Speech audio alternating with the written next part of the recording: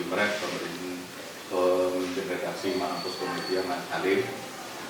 Yang sebelah kanan saya ada Mbak Ira, Korlip yang juga redaktur, yang juga wartawan Kabupaten Malang. Ada Mas Firman, fotografer, ada tim dari tim kita.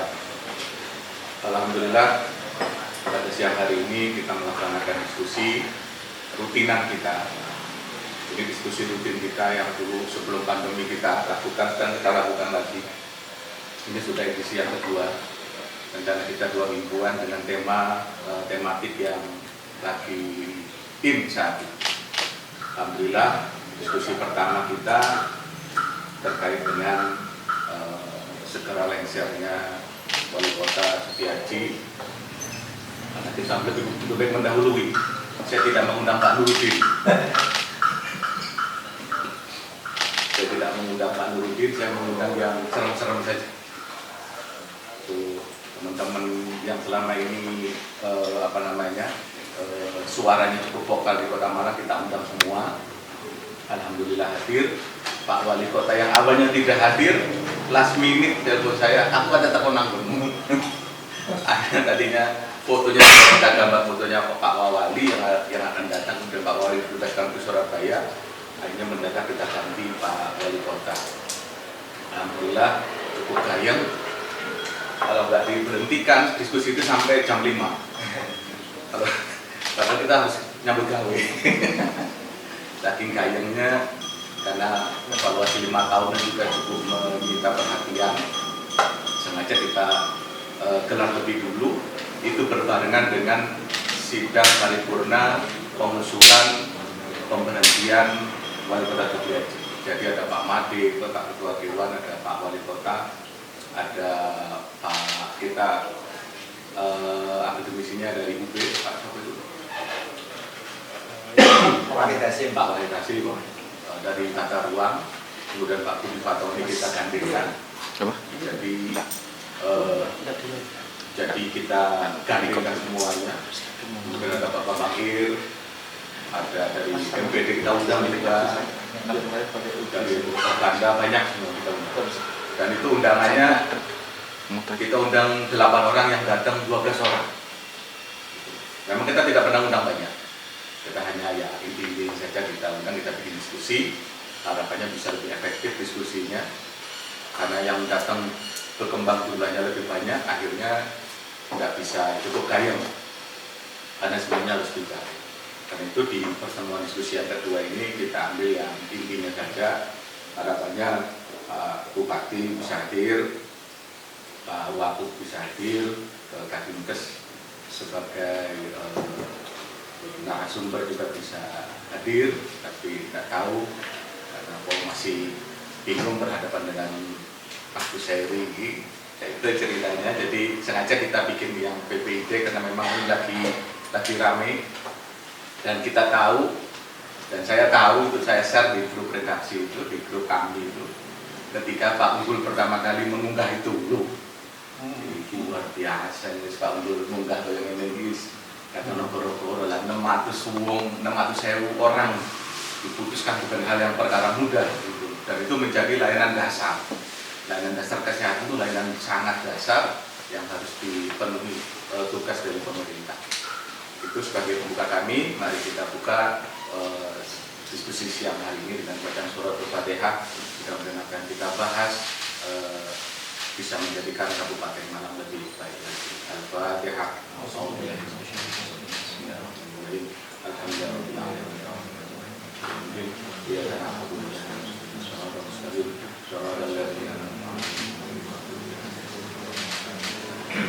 Terima kasih untuk diskusi nanti akan dipimpin oleh pemimpin redaksi Mampus Komedia kepada Mas Halim kami persilakan.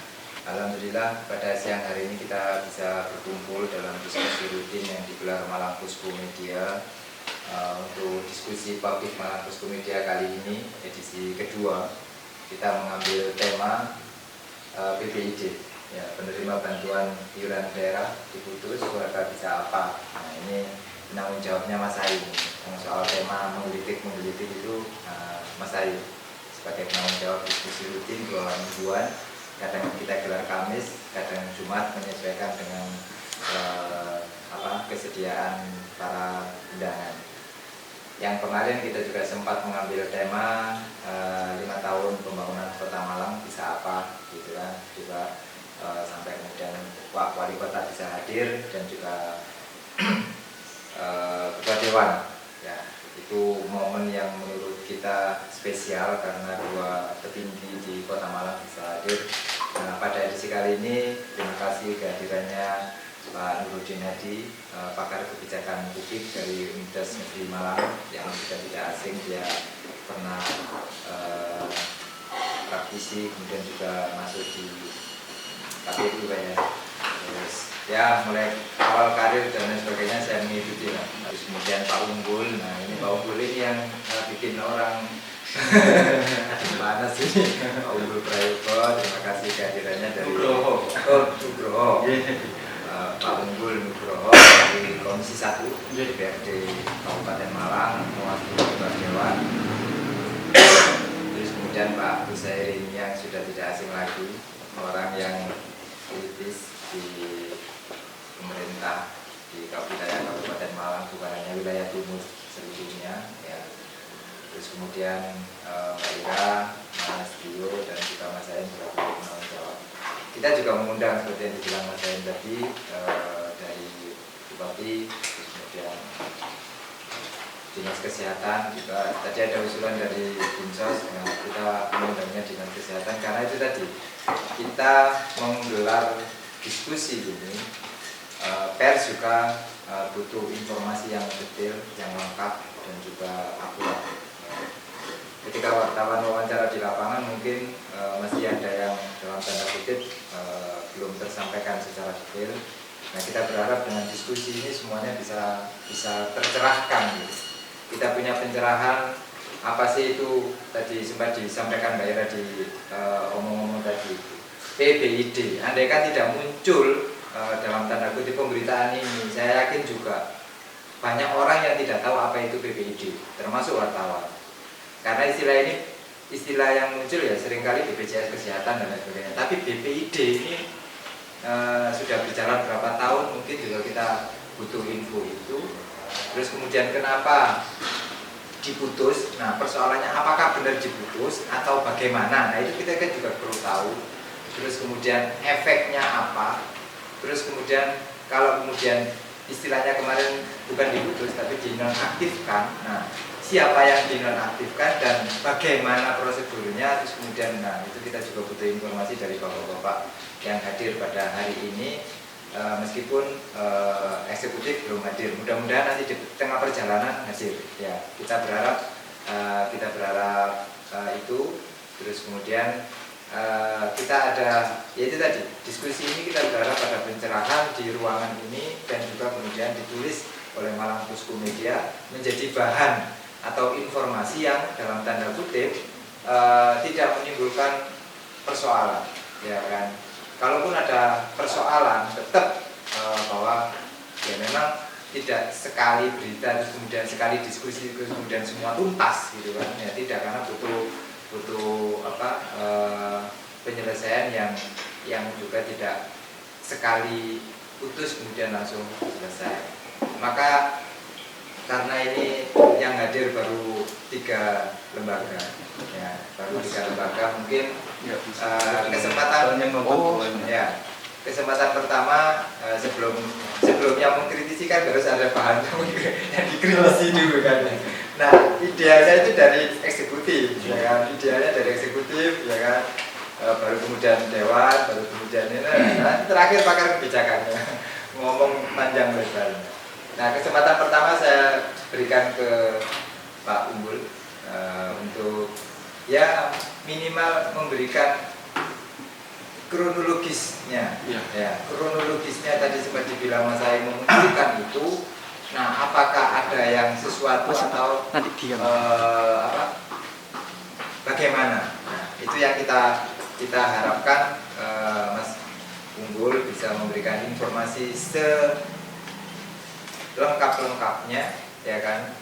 Kita tegaskan kembali di diskusi ini kita tidak mencari masalah, ya kan? Kita tegaskan kita tidak mempertemukan persoalan, bukan, kita dalam rangka bincang akademis, kemudian dalam forum yang santai, rileks, tanpa emosional, gitu kan. Terus kemudian berusaha memberikan solusi, ya kan. Kalaupun ada kritis, ya itu hal yang demokratis di negara kita, ya kan. Asal tetap pada proporsi yang gitu kan. Ya. Ini sambil menyiapkan peralatan. Jadi kesempatan pertama saya berikan ke Mas Unggul, mungkin biar diskusinya enak, ya, biar nggak langsung panas gitu, ya 10 menit dulu, nanti kasih 10 menit kembali lagi kayak gitu. Jadi Mas Aib dan Mbak Ira nanti juga bisa punya kesempatan untuk memberikan statement atau informasi tambahan bila ada yang diperlukan.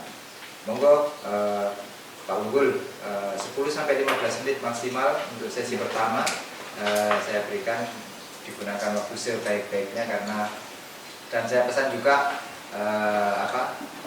jangan sampai ada hal-hal yang kemudian berefek, ya kan. Kita tetap dalam diskusi yang akademik, tidak dalam rangka maki-maki atau marah-marah, ya kan, bahwa ini ada masalah terus kemudian kita kayak orang bunuh gitu, bukan. Tapi kita dalam situasi yang sangat nyaman, melontarkan apa yang perkara, kemudian yang mendengarkan dan sebagainya itu itu hal yang wajar. Tetapi kita berharap forum rapat ini adalah membahas sesuatu yang memang perlu dibahas dan kita butuh tahu. Monggo Pak Unggul. Terima kasih. Assalamualaikum warahmatullahi wabarakatuh. Jadi ini saya langsung aja ke topik ya Pak, untuk meningkat waktu. Ya. Jadi kronologinya itu begini. UHC ini di dalam APBD 2023 itu tidak ada. Jadi di dalam anggaran belanja daerah Kabupaten Malang tahun 2023 itu enggak ada. Nah, tiba-tiba di bulan Februari tahun 2023 Bupati itu mengumumkan UHC, launching UHC. Waktu itu kita juga kaget, kok tahu-tahu UHC, terus uangnya dari mana, anggarannya dari mana, kita tidak tahu. Kemudian tidak berapa lama kemudian, sekitar 10 hari mungkin ya, setelah UHC itu di launching, tiba-tiba dapat penghargaan dari Wapres. Saya juga tidak ngerti kok semudah itu juga dapat penghargaan. Sehingga image saya kapan itu menganggap bahwa UHC ini ya cari penghargaan aja. Karena UHC itu sungguh tidak mudah, karena kita sebenarnya sudah melaksanakan ini di akhir era Pak Rendra. Jadi kalau kita lihat di APBD tahun 2019 itu ada anggaran 63 miliar untuk orang miskin di Kabupaten Malang yang ya PBID jumlahnya 217.000 orang, itu sudah buy-in by address. Tapi oleh pemerintah kabupaten waktu itu, PLT bupatinya sudah beliau ini sekarang, itu di-cut di dalam, tidak dilanjutkan. Terus tiba-tiba menelurkan UHC di bulan 2 tahun 2023 tanpa ada di dalam APBD, itu ceritanya. Dan sekitar 10 hari kemudian tiba-tiba dapat penghargaan dari Wapres. Ini nggak tahu saya penilainya bagaimana, kok tiba-tiba dapat penghargaan. Nah, kemudian di dalam UHC itu ada di sini nota kesepakatan antara BPJS dengan pemerintah Kabupaten Malang. Kita bawa datanya semua. Nah, ini ada fakta integritas bahwa di sini menyatakan bahwa Bupati Malang berkomitmen, pasal 1 berkomitmen mendaftarkan BPU dan PP pemerintah daerah sebagai peserta program JKN KIS sesuai ketentuan yang berlaku terhitung mulai tanggal peserta tanggal 1 Januari 2023 sampai dengan 31 Desember 2023. Tapi yang paling penting adalah poin yang kedua. Berkomitmen mengalokasikan anggaran jaminan kesehatan bagi PBPU dan BP pemerintah daerah sebesar 194 miliar 72.043.873 rupiah. Jadi 194 miliar lebih. Satu tahun. Bupati sanggup menganggarkan. Ini ada tekennya, ada fakta integritasnya di sini. Nah, dari situlah kemudian bergulir UHC yang dimulai di bulan Februari otomatis. Maret lah ya, Februari itu di launching, Maret lah dimulai. Nah itu. Nah kemudian saya tidak mengerti kenapa kok uang segini ini tiba-tiba ada. Dari mana? Padahal di dalam APBD tidak ada. Sama sekali di dalam APBD 2023 tidak ada. Kita di kalangan dewan aja kaget. Ini dari mana? Kok kenapa kok bisa seperti itu? Tapi karena ya antusiasme masyarakat waktu itu bagus, apalagi di pidatonya Bupati menyebutkan bahwa semua warga Kabupaten Malang bisa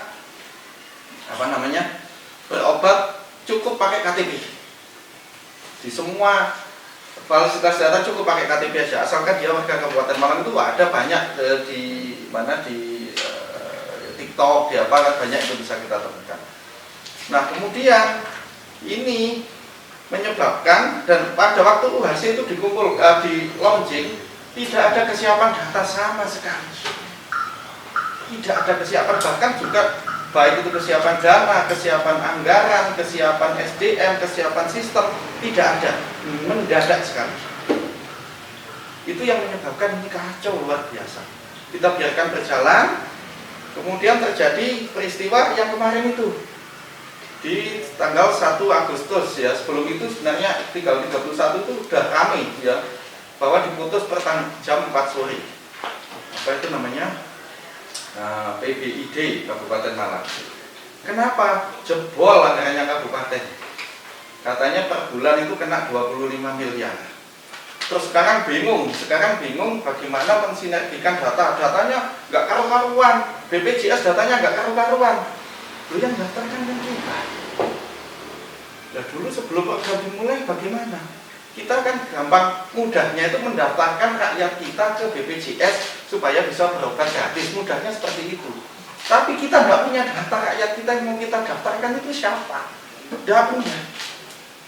Terus bisa meledak seperti ini, menyalahkan BPJS. Tapi setahu saya, yang bisa mendaftarkan orang ke dalam program itu ya pemerintah kabupaten sendiri. Di sini ada datanya. PBID sekian banyak yang didaftarkan, jadi dari 100 berapa ribu berubah menjadi 679.000 di bulan akhir Juli 2023. Itu yang membuat di-cut. Di awal itu berapa? 100 sebelum UHC Iya, itu 100 sebentar. Ada semua di sini. 100 nggak sampai 200.000 yang jelas. Nggak sampai 200.000. Di angka 100. Tapi di sini ada. Di sini ada semua. Sebelum ini 187.304 Itu per Februari 2023. Februari 2024 PBID 181.921.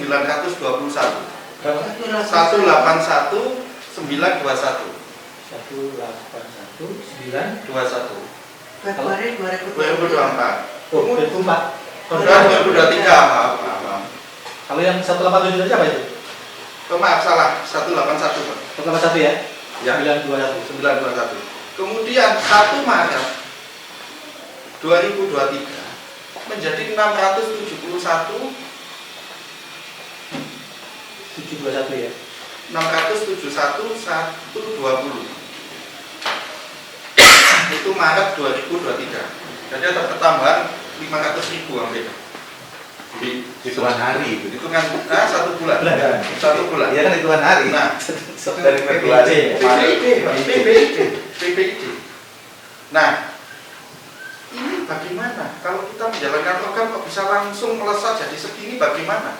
Kok bisa seperti itu? Kemudian saya mulai menemukan jawabannya sekarang. Jadi gini, memang banyak orang yang tidak miskin terdaftar di sana. Bahkan banyak juga orang meninggal yang terdaftar di sana. Bagaimana kita bisa? Seharusnya sebelum UHC ini dijalankan, data harus kita siap dulu. Dinas sosial mana data orang miskin? By name, by address. Ya ini yang kita daftarkan. Kalau nanti ada pendaftar baru, dia harus memenuhi itu dulu. Nah ini tidak. Jadi begitu itu dimasukkan, kita tidak siap data sama sekali, amburadul. Kemudian ada orang mati pun masuk, kita tidak tahu sama sekali. Kemudian ditambah lagi perkataan bupati yang mengatakan bahwa semua rakyat Kabupaten Malang yang hanya pakai KTP boleh. Akhirnya meskipun saya kaya, saya warga Kabupaten Malang pakai KTP ke rumah sakit kan mau nggak mau dilayani, katanya kan boleh. Akhirnya itu dimasukkan PBID. Siapapun rakyat Kabupaten Malang datang ke fasilitas kesehatan dan dia tidak punya BPJS, otomatis langsung masuk PBID. Karena kan harus dilayani. Seperti yang dikatakan itu, bahwa semua rakyat Kabupaten Malang cukup bawa KTP saja. Nah ini menjadi meledak seperti ini. Dan kemudian juga ada semacam kecemburuan bagi peserta BPJS Mandiri di Kabupaten Malang. Orangnya bisa gratis, meskipun dia kaya. Saya ya harusnya bisa juga dong. Itu ada juga yang seperti itu. Jadi inti dari kekacauan BPJ ini adalah kita tidak siap segala-galanya, tidak siap data, tidak siap dana, tidak siap sumber daya manusia, tidak siap sistem, langsung aja promo, hanya ingin seakan-akan hanya ingin mengejar penghargaan yang dikasihkan oleh Bapak Pres itu. Inilah akhirnya kacau seperti sekarang ini. Itu yang menurut saya penyebab utama kehancuran kekacauan UHC di Kabupaten Malang. Mungkin itu kronologi singkatnya seperti itu. Dan untuk data lengkap saya punya nanti bisa diambil untuk pihak Malang. Oke, mungkin sebelum ke Mas Hussein, pernah nggak ada hearing atau pemanggilan ke Dinas Kesehatan ketika muncul persoalan dalam tanda kutip yang dilontarkan Pak Unggul tadi? Sudah Pak, jadi pada saat PBID itu berjalan, saya yakin Komisi 4 dalam hal ini yang membidangi Dinas Kesehatan ya sudah berkali-kali memanggil. Tapi pada saat itu UHC sudah berjalan Pak. Kalau misalkan Dewan itu bilang stop di tengah jalan, ya malah kacau. Karena kita tidak tahu dari mana Bupati kok dapat duit segitu. Bagaimana? Dari mana? Nah, akhirnya itu ya jalan aja karena waktu itu tidak ada masalah. Kita menganggap bahwa Pemkab ini punya solusi anggaran terkait itu. Nah, kemudian terjadi yang seperti ini, ternyata mereka juga tidak punya solusi. Tidak punya solusi. Itu yang yang terjadi. Jadi kalau masalah koordinasi dan sebelum UHC itu diluncurkan tidak ada pembicaraan yang dilakukan. Kita di Dewan tidak tahu. Tadi Pak Unggul, yang saya biar memperjelas juga datanya. Dari Februari 181 kemudian Maret. Nah, Maret, April, Mei, Juni, Juli sampai kemudian Agustus ini datanya saya tidak bertahan sampai 6. Iya, hampir 700 pokoknya terakhir. Ya, berarti yang mau ya. dinonaktifkan itu berarti. Iya, yang mau dinonaktifkan itu. Data hampir mirip 671 itu. Iya, betul. Oke, berarti paling tidak persoalan mendasarnya adalah tidak adanya program di APBD tahun 2023. Terus kemudian, kalau dugaan Pak Unggul, anggaran yang dipakai untuk PBID ketika meluncurkan UHC itu dari mana? Ya kan anggaran banyak yang nggak mungkin kan, misalkan Bina Marga anggarannya 600 miliar. Kan tidak mungkin 600 miliar langsung dipakai semua, kan tidak mungkin Pak. Saya kira dia akan memakai sebagian anggaran yang belum terpakai itu untuk kemudian dimasukkan ke dalam PAK.